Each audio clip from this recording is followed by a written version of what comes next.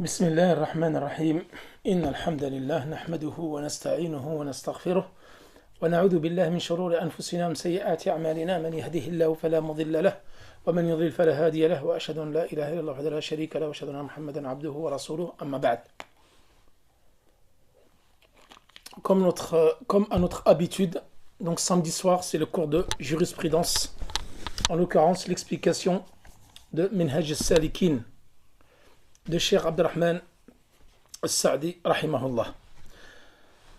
Donc là, ce chapitre-là, il va concerner la prière de ceux qui ont une situation spécifique qui va les dispenser de faire la prière en groupe ou la prière de l'Jumu'ah. Vous avez trois cas dont nous allons parler aujourd'hui. Le cas du malade, le cas du voyageur que nous allons détailler longuement, et le cas de la peur, la prière de la peur. Donc ce sont trois cas spécifiques qui ont été évoqués par Cheikh Sa'di. Bon, il y a d'autres cas qu'il n'a pas cités que nous pourrons mentionner le long du cours, par exemple tels que la pluie, par exemple les fortes tempêtes de neige, les fortes pluies diluviennes, les forts vents qui peuvent t'empêcher qui peuvent t'empêcher d'aller à la mosquée, et donc tu peux être dispensé de la prière en groupe. Ça n'a pas été évoqué dans le livre. Nous pourrons en parler à la fin du cours, Inch'Allah. Bab Salat Ahl al-A'dhar. Donc, chapitre sur la prière des gens qui sont dispensés. Donc, Ahl al-A'dhar ici, c'est les gens qui ont une dispense. Concernant qui? Ça concerne qui cela? Ça concerne les hommes, donc pubères, doués de raison, musulmans, qui à la base font salat al-jama'a, donc la prière en groupe à la mosquée. Et ça concerne également les gens qui sont dont salat la prière du vendredi est obligatoire. Et donc ces trois types de personnes-là, dans ces trois situations-là, alors ils sont dispensés de la prière en groupe et la prière de Jumu'ah, prière du vendredi. Tout d'abord, le malade. Donc le malade, il est dispensé de la prière en groupe. Mais ce n'est pas n'importe quel malade. Par exemple, maintenant, c'est vraiment le malade qui a une difficulté intense, par exemple, à venir à la mosquée ou à prier debout. Alors celui-ci, il est dispensé de venir prier à la mosquée. Et quelle en est la preuve concernant cela? لا تكلف نفس إلا وسعها. C'est-à-dire qu'Allah subhanahu wa ta'ala ne peut donner à une âme plus qu'elle ne peut supporter. Ça c'est le premier dalil. Surat al-Baqarah, verset 233. لا تكلف نفس إلا وسعها. Aucune âme ne lui incombe de supporter plus que Allah subhanahu wa ta'ala lui a donné. لقوله وما جعل عليكم في الدين من حرج. Allah subhanahu wa ta'ala dit, Allah subhanahu wa ta'ala nous a pas prescrit dans la religion une quelconque gêne. Surat al-Hajj, verset 78. C'est-à-dire que la religion est facilitée, elle n'est pas difficulté. Wali hadith Imran ibn Hussein. Donc il y a un hadith, ça c'est la preuve, comme quoi le malade, s'il ne peut pas prier debout, alors qu'il prie assis. S'il ne peut pas prier assis, il prie allongé.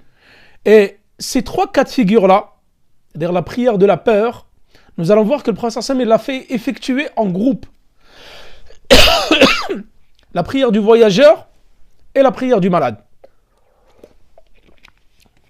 Tout d'abord, le hadith de Imran ibn Hussein qui dit, le prophète sallallahu alayhi wa sallam a dit, Salli qa'iman, prie debout. Fa'in lam tastati' fa qa'idan. Si tu ne peux pas, alors assis. فَإِن لَمْ تَسْتَطِعْ فَعَلَى جَنْبٍ. Si tu ne peux pas prier assis, alors prie sur le côté. Hadith rapporté dans l'authentique de Bukhari. Donc cela prouve que Allah subhanahu wa ta'ala nous a allégé et nous a facilité la religion. Si tu n'as pas toute ta santé, tu n'as pas tes capacités physiques et tu ne peux pas prier normalement, alors Allah subhanahu wa ta'ala t'a facilité.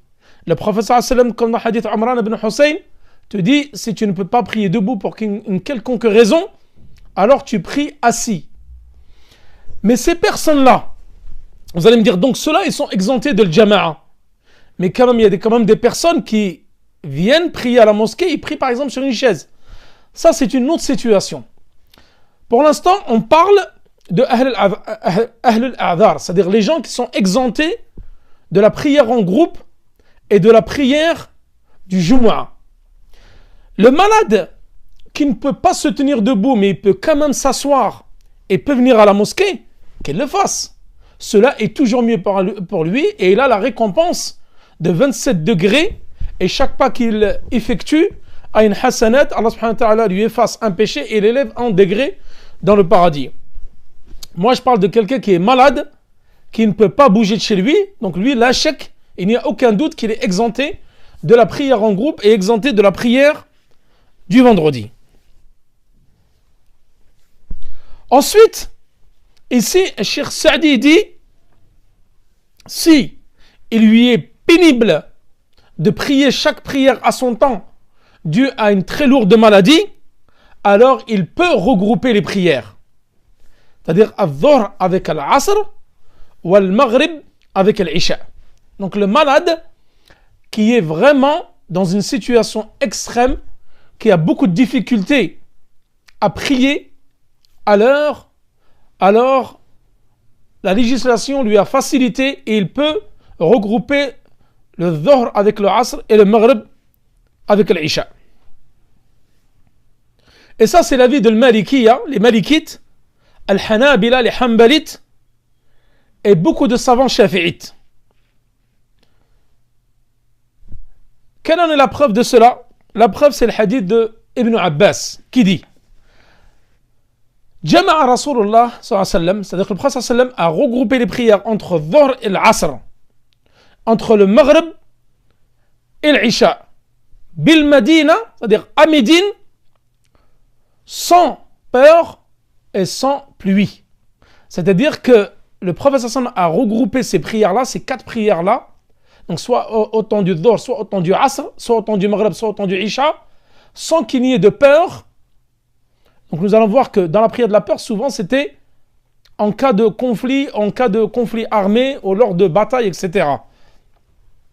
Mais nous allons voir que nous pouvons étendre cela à d'autres situations de peur et non uniquement pendant un conflit.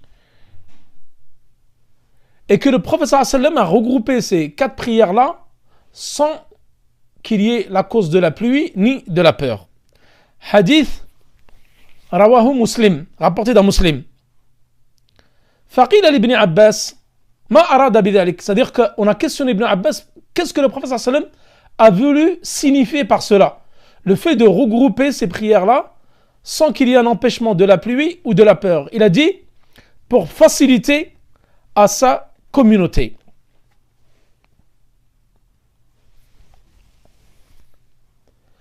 Également, les Hanabila, ils disent que tu peux regrouper tes prières, fais le hadar, c'est-à-dire non en état de voyage, lorsque tu es résident, lorsqu'il y a une mashaqqa, vraiment une difficulté suprême à faire les prières. Et ça, c'est l'avis de l'imam Ahmed. Je vais te donner un exemple.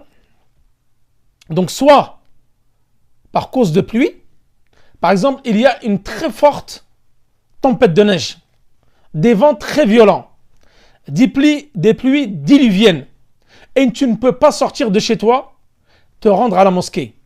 Alors là, ils disent, les savants, tu peux regrouper, et c'est l'avis d'Al-Hanabila, tu peux regrouper Al-Dhuhr avec Al-Asr et le Maghrib avec l'Isha. Mais revenons à la situation du malade.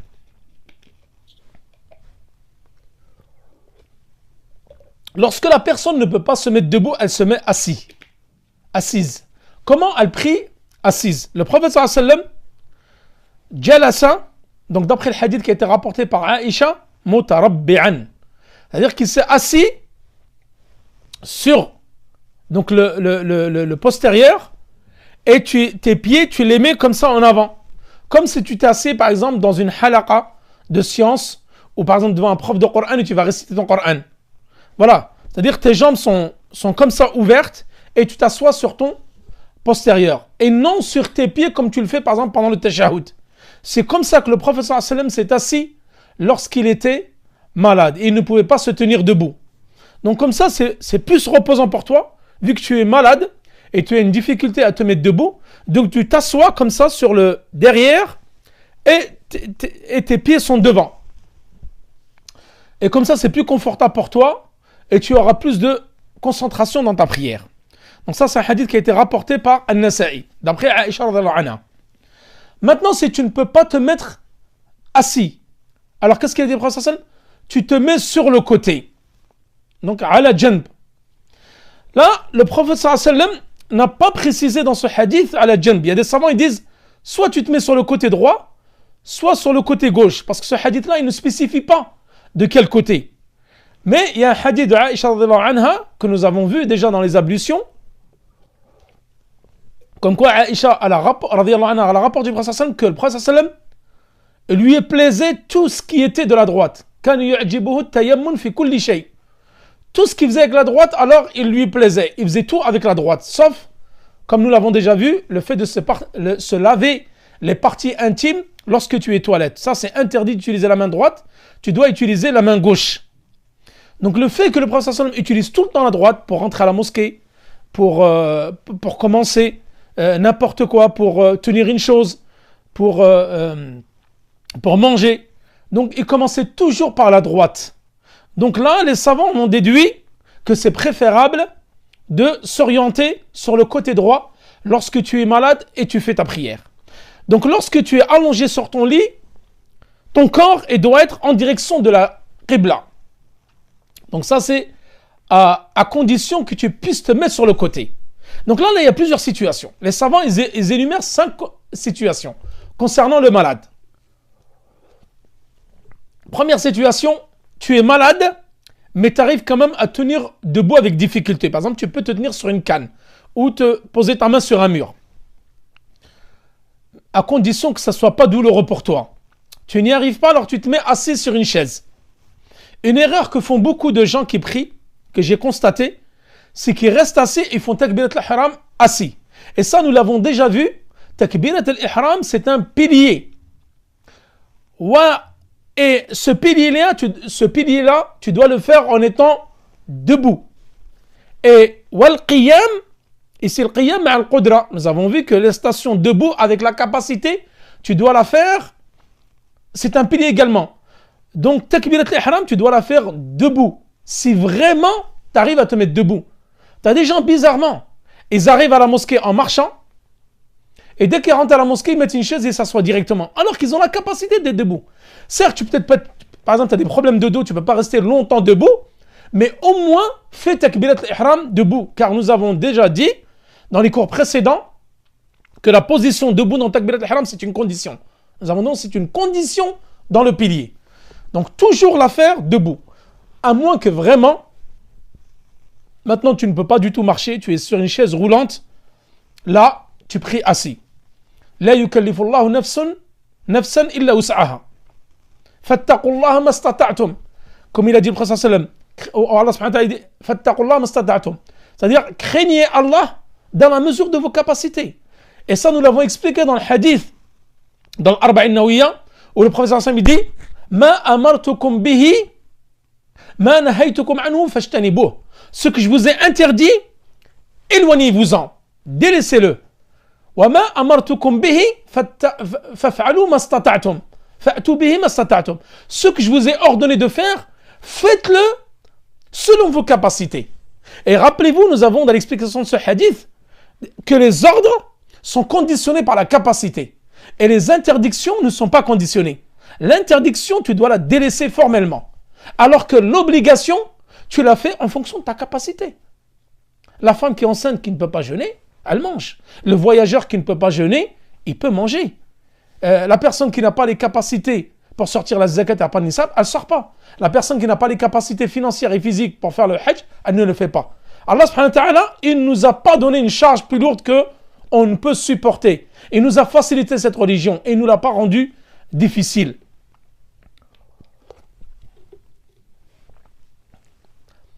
Autre cas extrême, les savants Ils disent, si tu n'arrives pas à te mettre sur le côté droit, comment tu vas prier? Ils disent alors, donc ça, c'est pas la dernière des situations, c'est la quatrième situation. Il y a 6 situations en tout. Quatrième situation, tu te mets debout. Donc debout, assis, couché sur le côté droit.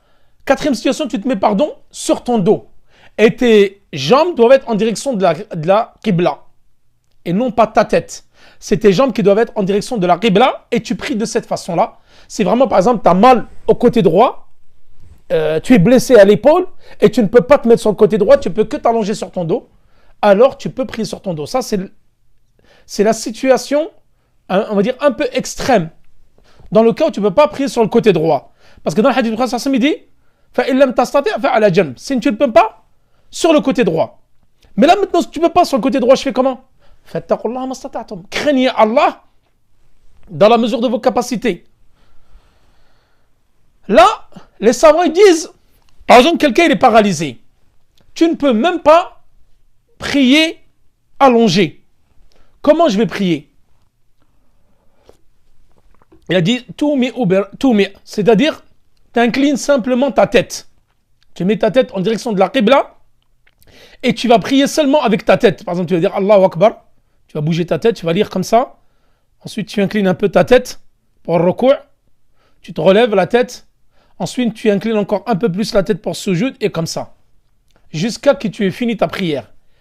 Il y a encore une condition encore plus extrême qui cite les fuqaha dans les livres de jurisprudence. Tu ne peux pas bouger ta tête. Tu es complètement paralysé. Tu as fait un grave accident. Et tu es paralysé sur ton lit d'hôpital. Tu peux bouger ni ta tête, tu peux même pas parler. Comment tu as prié dans cette situation-là? Betaraf al-ayn, avec les paupières. Tu vas bouger les paupières. Tu baisses un peu les paupières quand tu fais le recours, tu redresses. Tu baisses encore un peu plus les paupières lorsque tu vas faire sujoud et ainsi de suite. Tu peux même pas baisser les paupières. Dans cette situation-là, Cheikh al-Islam ibn Taymiyyah, il a choisi un avis qui dit que dans cette situation-là, tusqat alayka as-salat. C'est-à-dire la prière, elle n'est plus obligatoire pour toi. Mais ce n'est pas l'avis le plus juste. Il y a des savants qui ont contredit cet avis-là. Donc ça, c'est l'avis de Cheikh al-Islam ibn Taymiyyah. Il le prend de l'avis de l'imam Ahmed. Donc l'imam Ahmed, il a un avis comme ça. Mais l'avis le plus juste, et c'est celui qui a rapporté Cheikh ibn Uthaymin dans Sharh al-Zad, il dit que si tu ne peux pas bouger, tusqat alayka al-af'al dun al-aqwal. C'est-à-dire que tu ne peux pas bouger, alors c'est pas grave. Tu ne fais pas les gestes. Mais tu dois prononcer les mots. Taqra surat al-Fatiha, tu récites la Fatiha, tu récites le ruku', tu dis Allahu Akbar, subhana rabbil azim, sami Allahu liman hamida, subhana rabbil ala, avec ta langue. Si vraiment tu ne peux pas parler, tu es paralysé, donc la situation la plus extrême, pour dire que à nos frères et sœurs qui sont malades, en aucun cas tu dois délaisser la prière. La plus extrême, ils disent, même si tu es complètement paralysé, tu ne peux pas bouger, tu ne peux pas parler, alors tu pries avec le cœur. Tu fais la niya et tu lis la Fatiha avec ton cœur. Tu fais la niya et tu fais le ruku' avec ton cœur. Rafa' min al-ruku' avec ton cœur. Sujoud avec ton cœur. Et jusqu'à toute la prière comme ça. Pourquoi? Parce qu'ils disent, à partir du moment, comme nous l'avons vu dans les conditions de la prière, que l'homme, il a toutes ses facultés mentales. C'est-à-dire qu'il n'est pas dans un coma profond, et il n'est pas fou, donc il n'a pas l'Alzheimer où il oublie, etc. Il a quand même ses facultés mentales, mais pas facultés motrices. Dans ce cas-là, la prière est obligatoire pour lui, et il l'a fait dans la pire des situations, c'est-à-dire qu'avec son cœur. Et c'est la même chose pour les ablutions. Tu ne peux pas faire les ablutions, tu fais tayammum. Tu ne peux pas faire tayammum, tu fais avec la niya du cœur.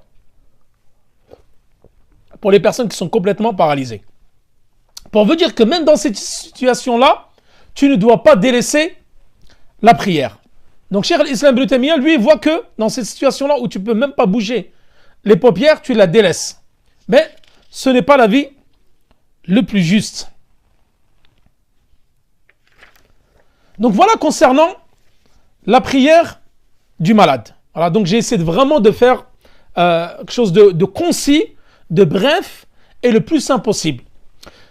Maintenant, nous allons parler de la prière du voyageur. Vraiment, c'est une mas'ala qui est difficile, où j'ai mis beaucoup de temps à la préparer, parce qu'il y a beaucoup d'avis, beaucoup de divergences, et j'ai essayé de faire au plus simple. Bismillah.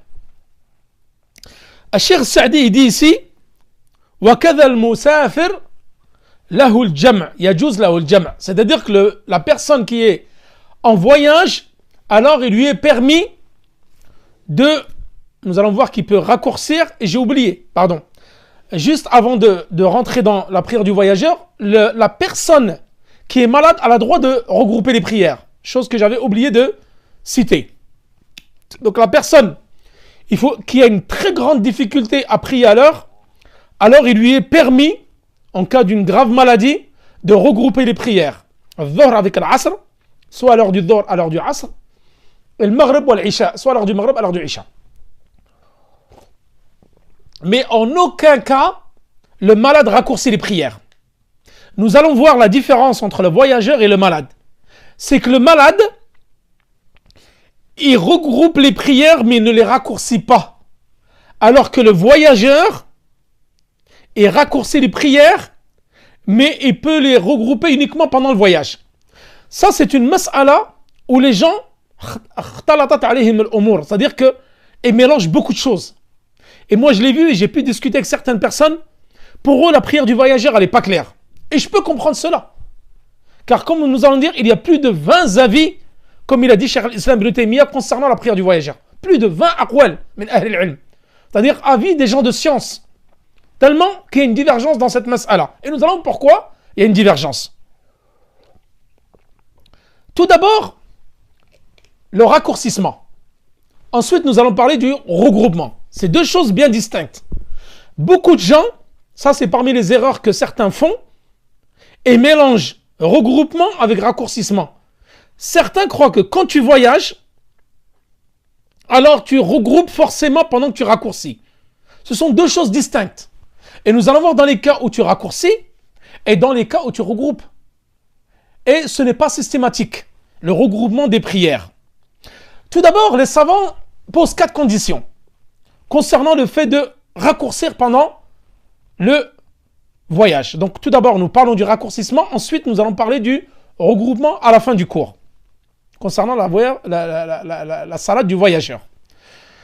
Les savants, notamment le Hanabila, ils disent qu'il y a 4 conditions pour que tu puisses raccourcir pendant la prière. Première condition, que le voyage soit long. Et les Hanabila, chez eux, la longueur du voyage, c'est quoi? C'est arba'atu burud. Burud, c'est arba'atu farasikh. Et bon, ça, c'est des unités de mesure à l'époque des Arabes. Pour faire court et pour vous ramener directement en kilomètres, c'est un peu plus de 82 kilomètres. Donc certains disent 86, d'autres disent 82. Le moins, c'est au-dessus de 82 kilomètres. Y a-t-il une preuve concernant cela? Hadith ibn Abbas qui dit Ya ahla Mecca, donc rapport du Prophète sallallahu alayhi wa sallam, Ya ahla Mecca, la taqsuru salat. Oh, gens de Mecca, ne raccourcissez pas les prières.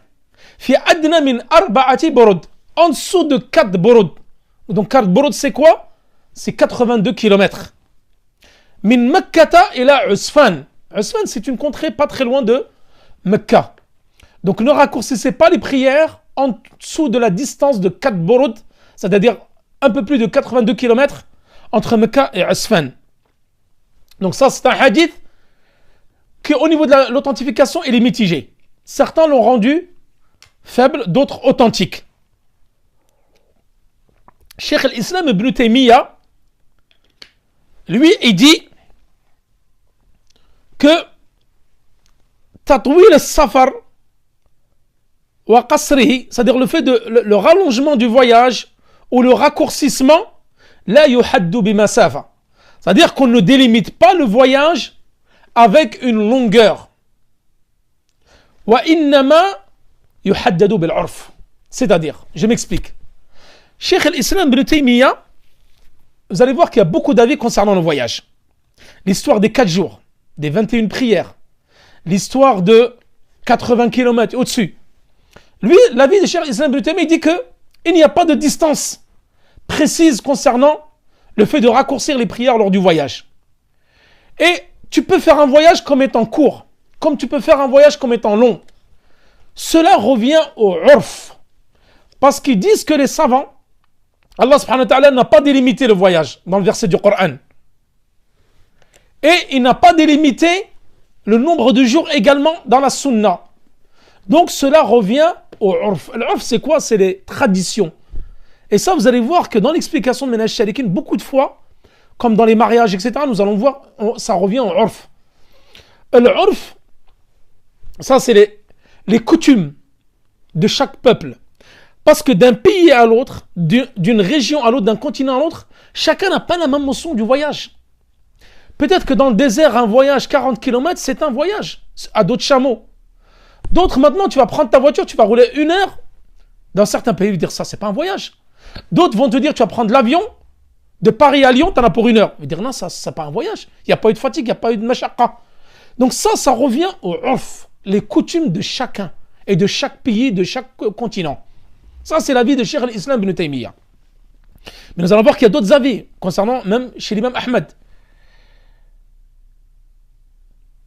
Parce que là, ils disent, les savants, as-safar, ja'a fi nusus mutlaqan. C'est-à-dire que le voyage, il a été cité dans les hadiths dans le Coran de façon absolue.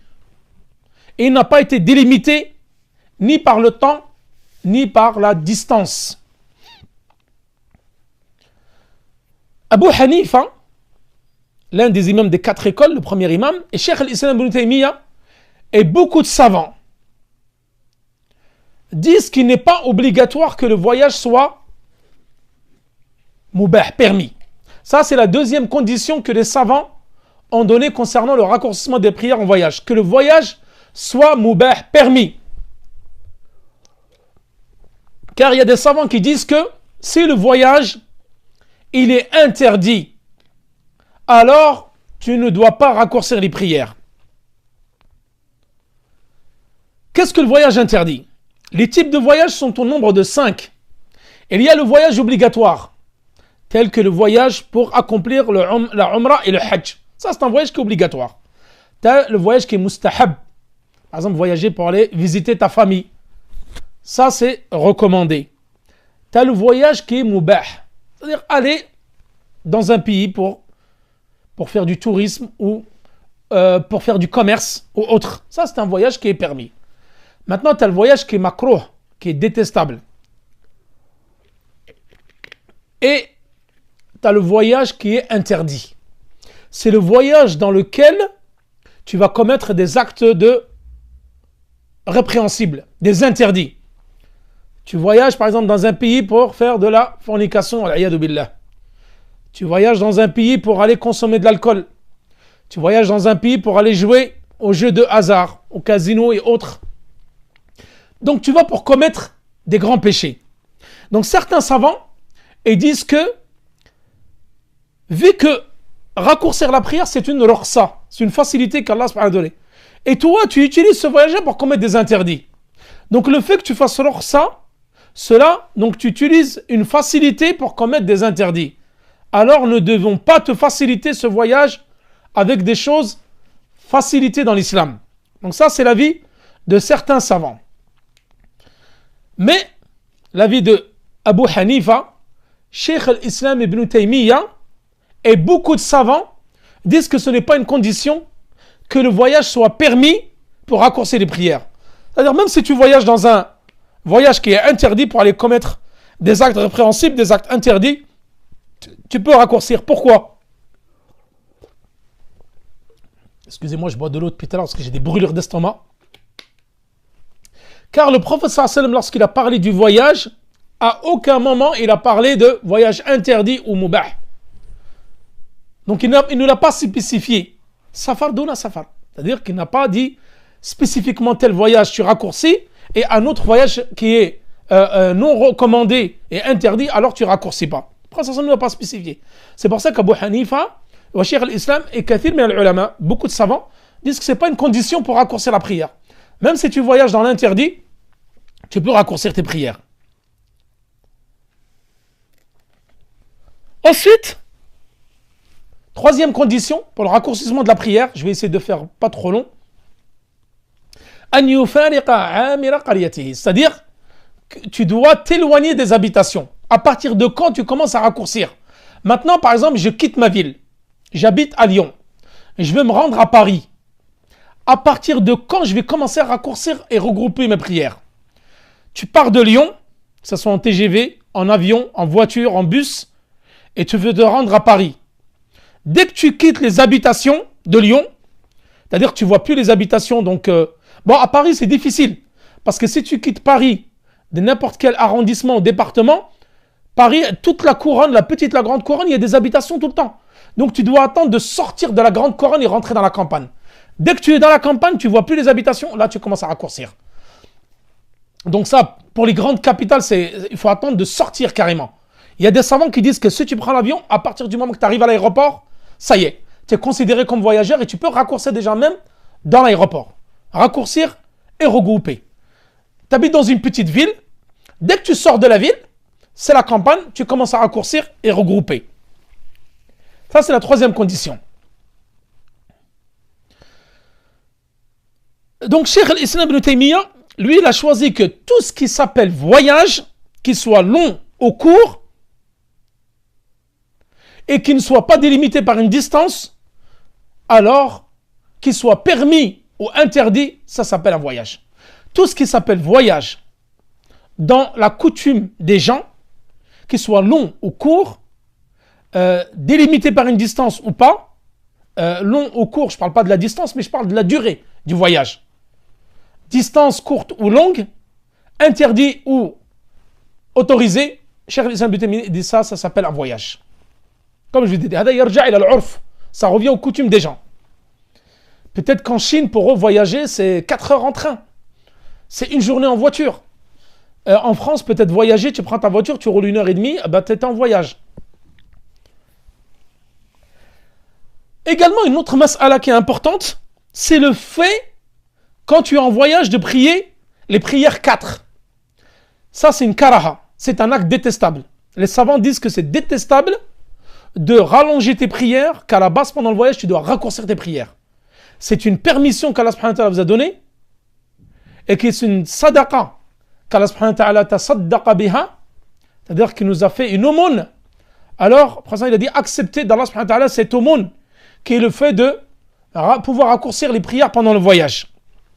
Et que celui qui ne raccourcit pas, alors cet acte est détestable. Et là, contredit la sunna du prophète sallallahu alayhi wa sallam, car le prophète sallallahu alayhi wa sallam, dans tous ses voyages, il a raccourci.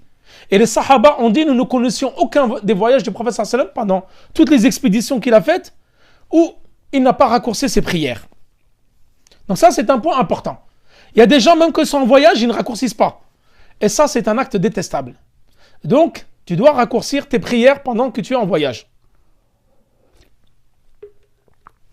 Maintenant, pendant combien de temps je vais devoir raccourcir mes prières? Donc là, il y a plusieurs avis. Et nous allons voir pourquoi il y a une divergence.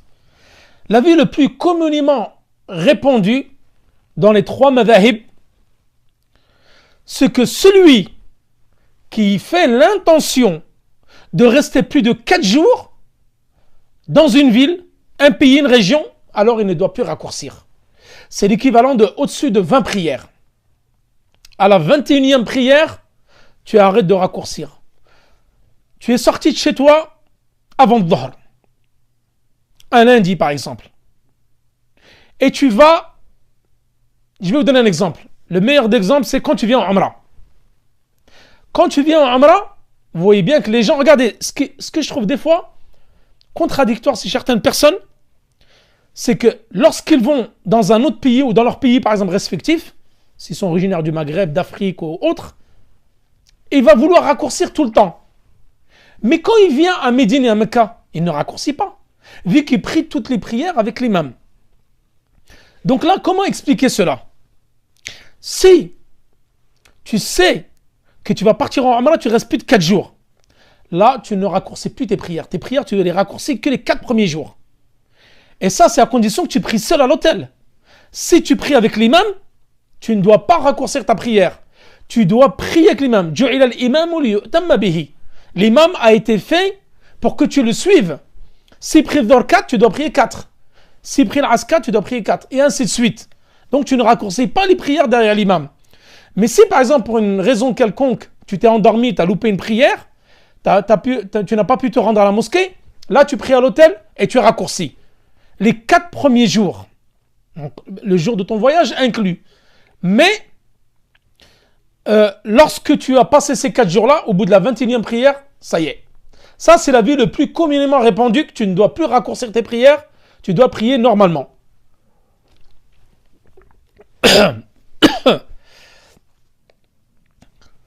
Hadith, quelle est la preuve de cela? Hadith du prophète sallallahu alayhi wa sallam, fi hajjat al-wada'. Donc le seul pèlerinage que le prophète sallallahu alayhi wa sallam a effectué, c'est le pèlerinage d'adieu, la 10e année de l'Hijr. Il est arrivé le dimanche, Dhul Hijjah, le 4e jour de Dhul Hijjah. Donc il est resté dimanche, lundi, mardi, mercredi, et jeudi matin il a prié le Fajr et il est parti à Mina. Car comme vous le savez, le 8e jour, c'est le jour où tu vas à Mina. Et le prophète sallallahu alayhi wa sallam a raccourci ces prières-là. Donc il a raccourci les prières de rakat, de rakat, de rakat. Et ensuite il est parti à Mina. Donc il est resté 4 jours à Mecca en train de raccourcir les prières.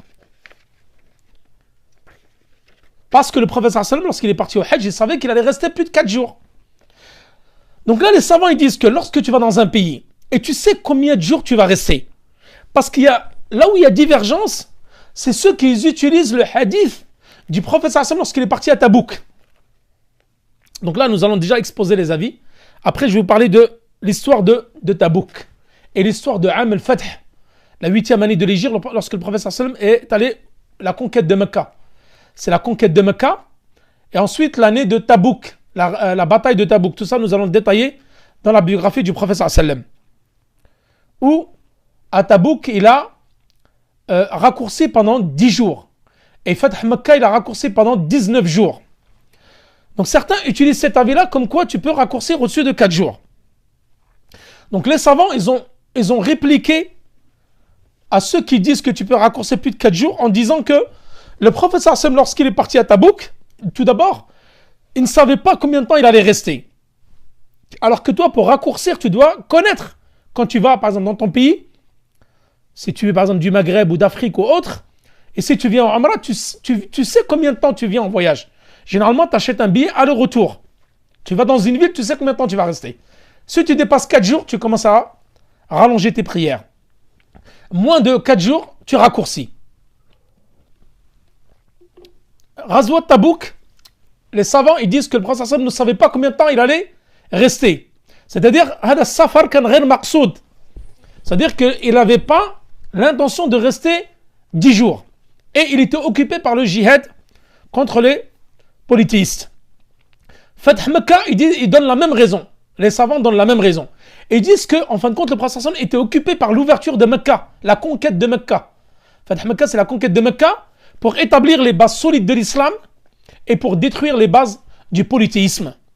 Tout ça, nous allons le détailler, Inch'Allah, dans la bataille de Tabouk et puis la conquête de la Mecque. Donc le prophète ne savait pas combien de temps il allait rester à Mecca, ni combien de temps il allait rester à Tabouk. Alors que dans le voyage du Hajj, il savait combien de temps il allait rester. Donc il a raccourci pendant 4 jours.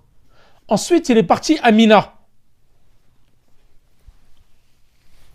Donc il est resté 19 jours en train de raccourcir à Mecca pendant la conquête de la Mecque.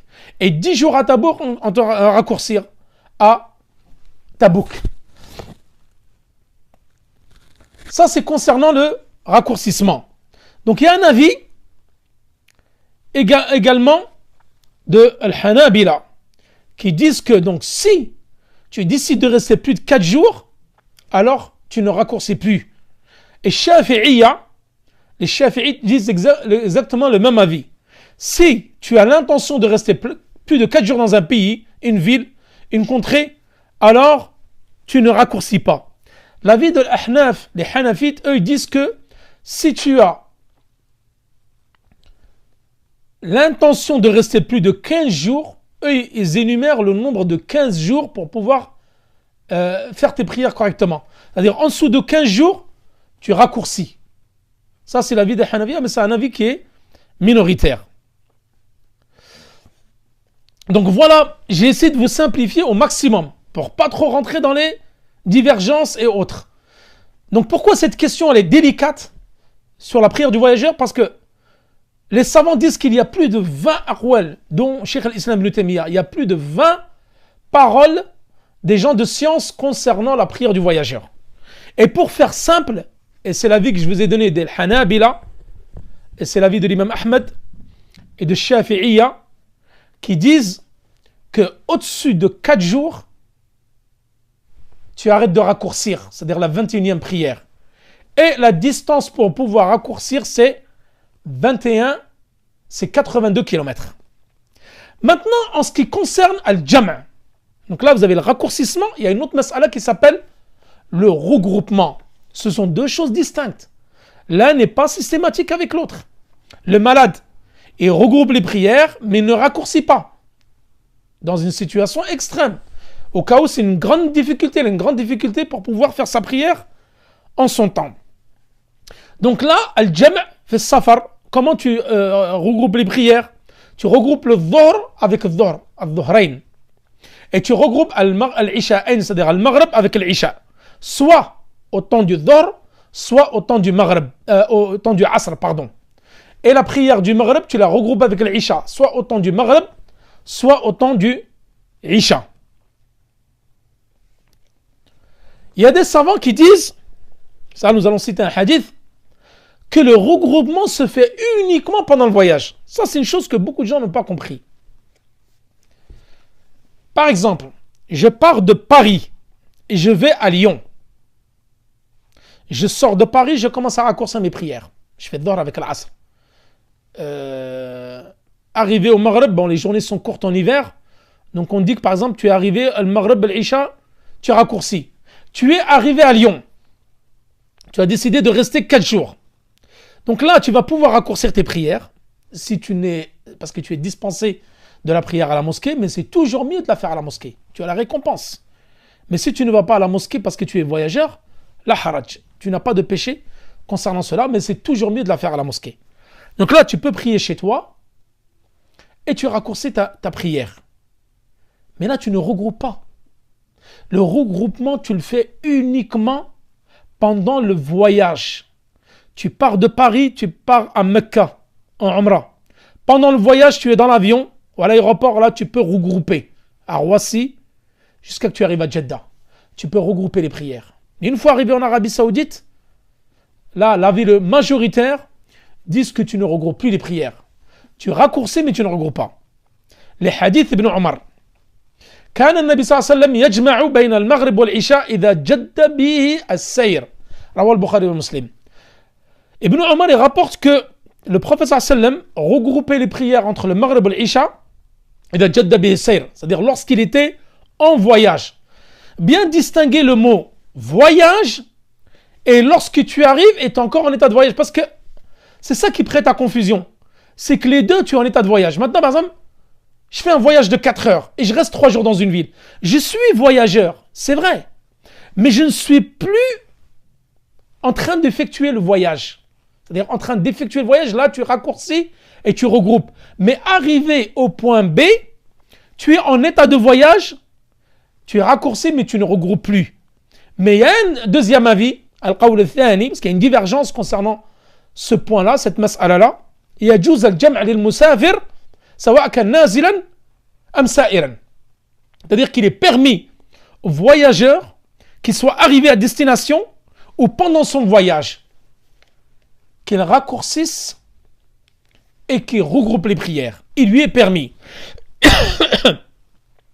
Et eux, ce qu'ils ont comme preuve, les savants, c'est-à-dire que le prophète sallallahu alayhi wa sallam, la bataille de Tabouk, il a regroupé les prières alors qu'il était à Tabouk. Et ça, c'est un hadith qui a été rapporté par Ahmed, Abu Daoud et Nasa'i. وقال الإمام ابن عبد البر القرطبي المالكي, c'est un hadith sahih, thabit, un hadith authentique.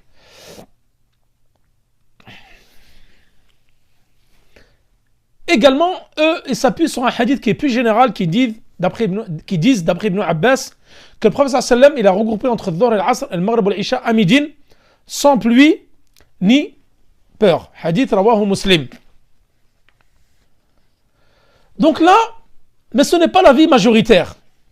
L'avis le plus communément connu et majoritaire, c'est que tu raccourcis uniquement pendant le voyage. En avion, en bateau, en bus, en voiture, etc. Du point A au point B.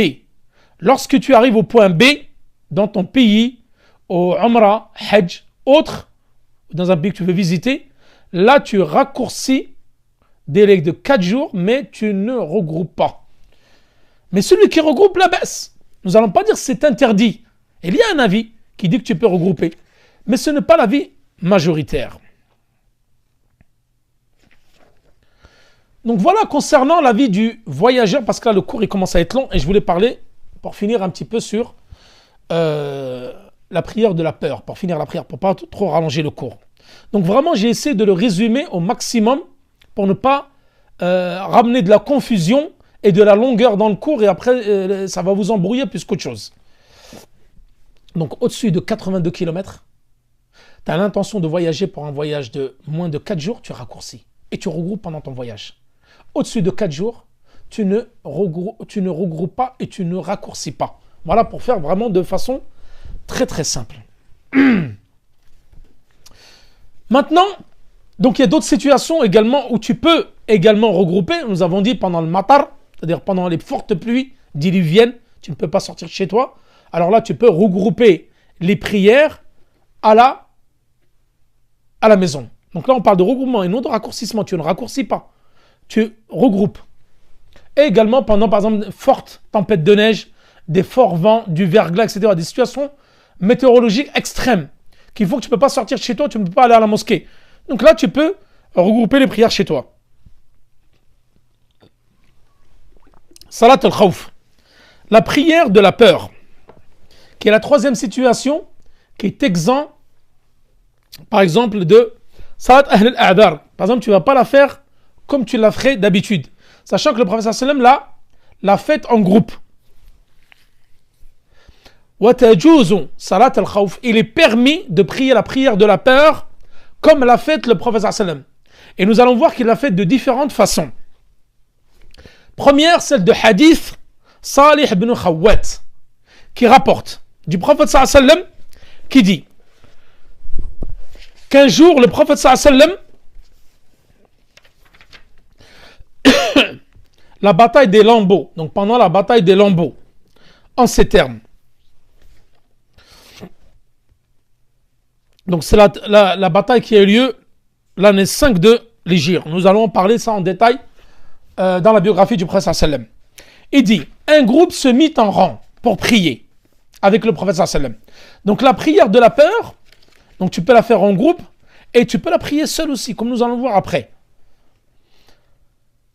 Là, l'imam, il se met debout. En l'occurrence, le prophète sallam s'est mis avec un groupe. Il prie une unité de prière entière avec le groupe et le groupe le suit. Ensuite, le prophète sallam se lève pour la deuxième raka'a. Je vous lis le hadith, après je vous explique comment elle a été faite. Le prophète sallam accomplit une unité de prière avec ceux qui étaient avec lui. Puis il resta debout, tandis que ces derniers complétèrent leur prière seuls. Ensuite, ils allèrent à sa place, se placer face à l'ennemi, et le deuxième groupe vint alors rejoindre le prophète sallam, qui priait avec eux l'unité restante. Puis le prophète sallam resta assis, le temps que les gens de ce deuxième groupe complètent leur prière tout seuls. Enfin, le prophète sallam fit la salutation finale avec eux. Hadith rapporté par le Bukhari ou Muslim. Donc ce hadith-là, donc qui est rapporté par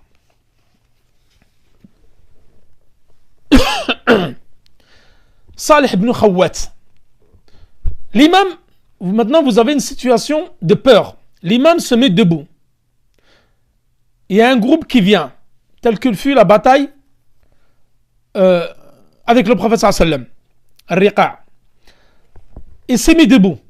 Il y a un groupe qui vient prier avec le prophète. L'autre groupe, lui, il se met en direction de l'ennemi, pour contrer l'ennemi au cas où l'ennemi l'attaque par surprise. Là, le prophète, il priait une rak'at entière. Et le groupe avec lui. Ensuite, le prophète sallam se met debout pour la deuxième unité de prière et il reste debout. Ce premier groupe-là, il s'écarte. Va se mettre face à l'ennemi et finit la deuxième rak'at, deuxième unité de prière, seul. Vient le deuxième groupe qui surveillait l'ennemi et il vient prier avec le prophète sallam. Donc ce deuxième groupe-là, ça va être sa première unité de prière. Et le prophète, ça va être sa deuxième, sallam. Donc le prophète sallam fait la deuxième unité de prière avec les musulmans. Et eux, c'est leur première unité. Et lorsqu'il est arrivé au tashahhud, il fait le tashahhud et il attend, avant la salutation finale. Et là, le deuxième groupe, il se lève, il fait une deuxième unité de prière. Et arrivé au tashahhud, ils font le tashahhud. Ensuite, le prophète sallam fait la salutation finale. Et là, il a fini la prière de Al-Khawf. Donc le prophète en tout aura fait deux unités de prière avec deux groupes différents. Et le groupe A, il aura fait une unité de prière avec le prophète sallam et une tout seul. Et le groupe B, il aura fait une unité de prière avec le prophète sallam et une unité seule. Donc ça, c'est un hadith également de Ibn Omar, Rawahu al-Bukhari wa Muslim, qui a rapporté la même type de prière. Qui dit, le prophète sallam a prié la prière de la peur avec une des parties des musulmans, une rak'a avec deux prosternations, et la deuxième, donc le deuxième groupe était face à l'ennemi pour protéger les musulmans. Ensuite ils sont partis, le premier groupe, le groupe A, le groupe B il est venu, et le groupe A il est parti compléter la deuxième rak'a tout seul, et le deuxième groupe est venu compléter la prière avec le prophète sallam. C'est-à-dire que le deuxième groupe vont faire une deuxième unité de prière seul, vu qu'ils en ont fait qu'une avec le prophète sallam. Hadith rawahu al-Bukhari wa Muslim. Donc ça, c'est un deuxième hadith qui a été rapporté par Ibn Omar. Vous avez d'autres hadiths également avec une situation différente. C'est celle par exemple de hadith de Jabir. Jabir qui rapporte également une façon de faire salat al-khawf différente. C'est un hadith qui est assez long. Nous n'allons pas le détailler ici. Ensuite, il dit Al-Sheikh Sa'di wa idha ishtadda al-khawf صلوا رجالا وركبانا إلى القبلة وإلى غيرها يومئون بالركوع والسجود. Lorsque la peur, la frayeur s'intensifie, les fidèles prient à pied ou sur leur bête. Là, donc, t'es plus en état de prier en groupe. Là, tu pries tout seul pendant que ta monture est en train de courir, fuir l'ennemi, ou à pied. Donc, orienté en direction de la Qibla ou autre. Donc, il se contente de faire des signes de la tête en guise d'inclinaison, ruku' ou de prosternation, sujoud. Là également, Al-Sheikh Sa'di dit toute personne qui craint pour sa vie est autorisée à prier en fonction de sa situation et peut accomplir tout acte nécessaire pour fuir, pour prendre la fuite. Il y a quelqu'un qui vient t'attaquer, c'est l'heure de la prière, tu peux te sauver et prier comme debout ou en courant. Il y a par exemple une bête sauvage qui vient t'attaquer et toi tu étais en prière, là il t'est permis de courir. C'est une situation extrême où tu peux finir ta prière en inclinant ta tête et toi tu es en train de courir. Et le prophète sallam a dit pour finir dans le livre, dites à ce sujet, chaque fois que je vous ordonne une chose, faites ce dont vous êtes capable. Fattaqullaha mastata'tum. Voilà, donc je n'ai pas voulu rallonger trop le cours, et ça, la prière de la peur, elle est assez simple. Et j'ai décrit deux situations. Donc soit tu l'as fait en groupe, soit tu l'as fait donc sur ta monture, ou en l'occurrence là, par exemple dans ta voiture en état de peur, ou en train de courir, en train de marcher, et juste en bougeant ta tête. Voilà concernant donc la prière du voyageur, de la peur et du malade. Donc Inch'Allah, la semaine prochaine, nous allons faire le dernier cours sur ce long chapitre qui est le chapitre de la prière. On va finir par Salat al-Jumu'ah wa Salat al-Idain, prière du vendredi et la prière des deux fêtes. Ensuite, nous allons attaquer dans 15 jours, Inch'Allah, un nouveau chapitre qui n'est plus, c'est Salat al-Janaza. Voilà. Salat al-Janaza, c'est la prière funéraire et les funérailles. Comment faire lorsque quelqu'un meurt, un musulman meurt ou un proche? Comment le laver, le lavage? comment mettre le linceul, que ce soit un homme ou une femme, ça nous l'avons déjà détaillé dans Durus Muhimma, leçon importante, mais là nous allons le détailler plus. Comment enterrer le mort, comment faire la prière sur lui, tout ça nous allons le détailler, je pense, sur 2 ou 3 cours. Voilà. Et ensuite, il y aura zakat, al-sawm, al-hajj, ila ghayri dhalik. Là, je voulais répondre à quelques questions. Ensuite, nous mettrons fin au cours. Wa sallallahu ala nabina Muhammad wa ala alihi wa sahbihi wa sallam. Wallahu ta'ala a'la wa alam.